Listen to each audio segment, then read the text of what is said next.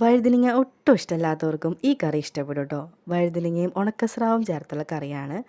വഴുതനങ്ങ ചെറിയ കഷ്ണങ്ങളായിട്ട് മുറിച്ചെടുക്കാം കേട്ടോ. അതിലേക്ക് ഒരു സവാള ചെറുതായി അരിഞ്ഞതും 3 പച്ചമുളക് നീളത്തിലരിഞ്ഞതും ഒരു തക്കാളി അരിഞ്ഞതും ആവശ്യത്തിന് വെള്ളവും ചേർത്ത് കൊടുക്കാം. അതിലേക്ക് 1/4 ടീസ്പൂൺ മഞ്ഞൾപ്പൊടി,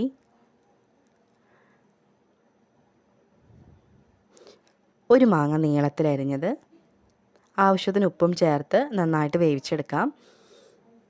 അരപ്പിനായിട്ട് ഒരു മുറി തേങ്ങ ചിരകിയത്, 2 ടേബിൾ സ്പൂൺ മല്ലിപ്പൊടി, 1 ടീസ്പൂൺ മുളക് പൊടി, 1/4 ടീസ്പൂൺ മഞ്ഞൾപ്പൊടിയും ചേർത്ത് നന്നായിട്ട് അരച്ചെടുക്കാം.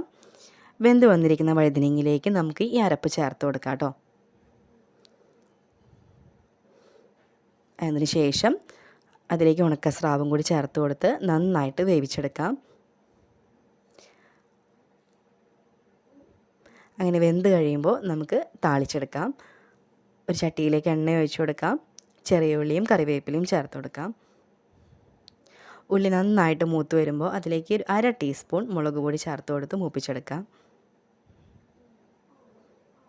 മുളക് മൂത്ത് കഴിയുമ്പോൾ നമുക്കിത് കറിയിലേക്ക് ചേർത്ത് കൊടുക്കാം കേട്ടോ. അപ്പോൾ നമ്മുടെ സ്വാദിഷ്ടമായ വഴുതനങ്ങ ഉണക്കമീൻ കറി റെഡി ആയിട്ടുണ്ട് കേട്ടോ. നല്ല അടിപൊളി ടേസ്റ്റാണ് കേട്ടോ ഈ കറി. ഒരു തവണയെങ്കിലും ഉണ്ടാക്കി നോക്കൂ കേട്ടോ.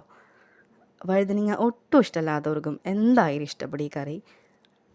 നല്ല ചൂട് ചോറിൻ്റെ കൂടെ ഈ വഴുതനങ്ങ കറിയും ഒരു പയർ തോരനും കൂട്ടി നമുക്ക് അങ്ങോട്ട് കഴിച്ചാലോ. അപ്പോൾ അത്രയേ ഉള്ളൂ കേട്ടോ. Okay, thank you, by.